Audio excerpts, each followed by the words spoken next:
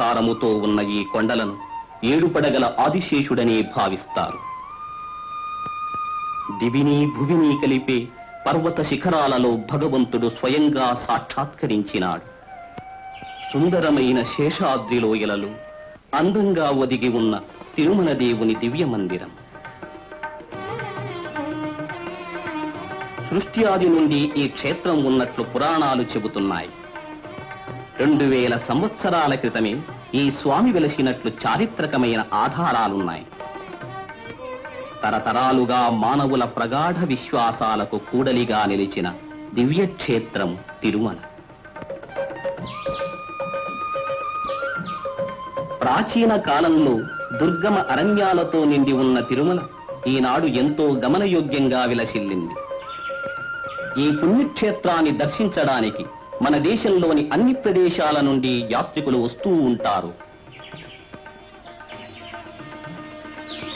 కాలం సాగే కొద్దీ తిరుమల దేవుని సుకరంగా సేవించుకోవడానికి అవకాశాలు ఏర్పడినవి. తిరుపతి భారతదేశంలోని ప్రధాన క్షేత్రాలలో ప్రముఖమైంది. కొన్ని శతాబ్దాల క్రితం చిన్న చిన్న గుంపులుగా సాగే జనం ఇప్పుడు తండోపతండాలుగా పెరిగిపోయింది.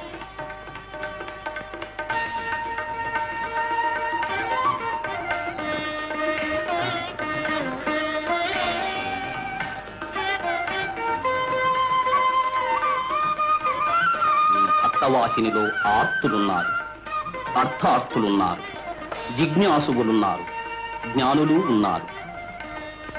పరమాత్ముని దృష్టిలో అందరూ సమానమే.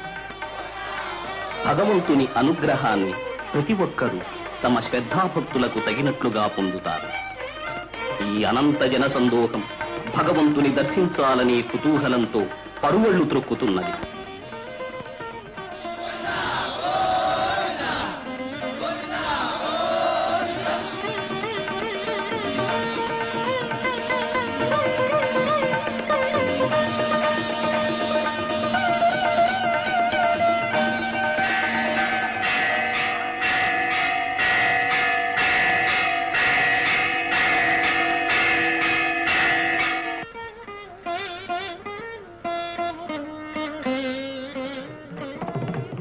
భక్తులు సమర్పించే కానుకలే ఈ దేవాలయానికి ప్రధానమైన ఆదాయం.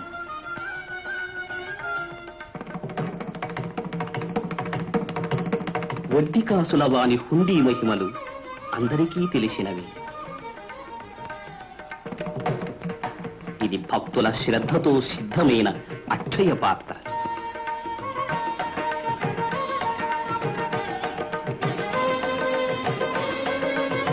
అనంతమైన ఈ సృష్టి భగవంతుని. తమకు సంప్రాప్తమైన దాన్ని భక్తులు భగవత్ప్రీతి కోసం సమర్పిస్తారు. భగవంతుడు ఆ ధనాన్ని భక్తుల కోసమే స్వీకరిస్తాడు.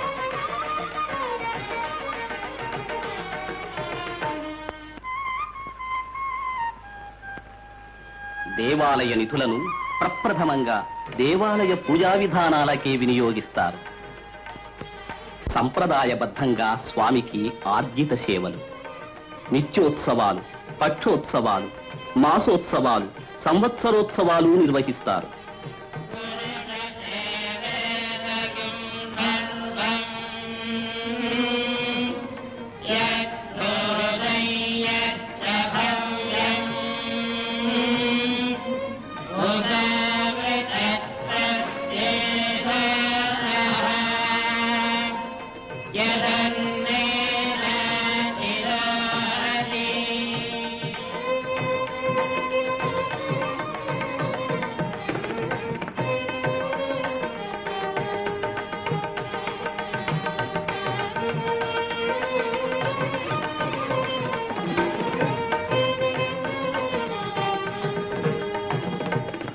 ఈ కార్యకలాపాలకు దేవాలయ నిధుల నుండి పైకం వినియోగమవుతుంది.